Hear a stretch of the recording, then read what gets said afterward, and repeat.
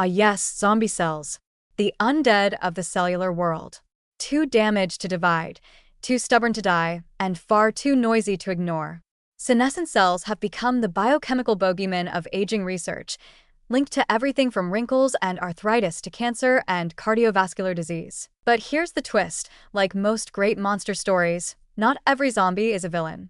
Some of them, believe it or not, are trying to help. Welcome to the next frontier of anti-aging medicine. Can we keep the good zombies and only kill the bad ones? Let's back up. Cellular senescence is a natural process that evolved for a reason. When cells experience too much DNA damage, oxidative stress, or oncogene activation, they hit the brakes. They stop dividing. They go senescent. This is a protective mechanism designed to prevent damaged cells from becoming cancerous. In some cases, senescent cells also release factors that help remodel tissue, promote regeneration, and even heal wounds. Yes, zombie cells can be helpful, at least temporarily. But the trouble starts when they overstay their welcome, like a guest who came to help move furniture and then never left her couch. The field of senotherapy, therapies designed to manage senescent cells, is evolving fast.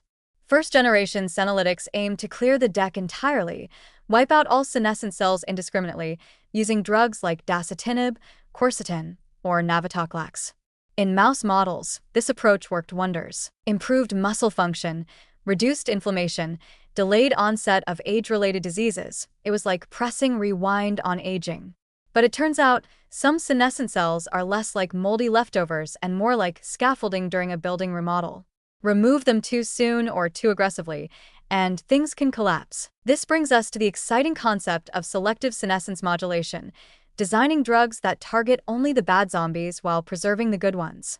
This isn't just wishful thinking, it's already happening. Researchers are now identifying senescent subtypes based on molecular signatures. Some senescent cells emit high levels of pro-inflammatory SASP factors like IL-1, IL-6, and MMPs. These are the destructive, chronic inflammation-inducing cells linked to aging and degenerative disease. Others release transient, tissue-repairing signals like PDGF or VEGF, which help promote healing after injury. The goal of next-gen senotherapies is to distinguish between these groups and act accordingly. Enter the xenomorphics. Instead of killing senescent cells outright, these compounds modulate their behavior. They reduce the harmful SASP output while allowing the cell to continue playing a constructive role. For example, metformin and rapamycin, two well-known longevity drugs, have shown xenomorphic properties. They tone down the noise without cutting the wires. It's like converting an angry protester into a thoughtful town hall participant.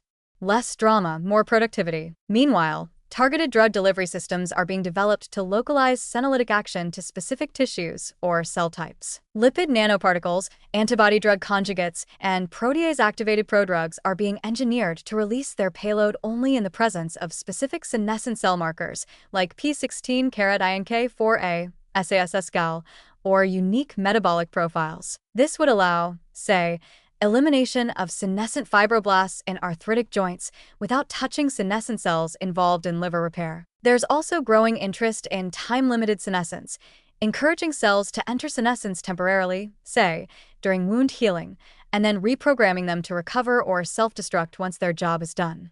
Think of it as cellular temp work: show up, help out, and then quietly disappear when no longer needed. Gene editing tools like CRISPR and epigenetic reprogrammers could make this sci-fi dream a real biological strategy. And let's not forget the role of the immune system, which naturally clears senescent cells, at least when we're young. In older individuals, immune surveillance falters, allowing these cells to accumulate. So another promising approach is immune-based senotherapy, training or rejuvenating immune cells like NK cells and macrophages to recognize and eliminate only the harmful senescent cells, leaving the helpful ones in peace.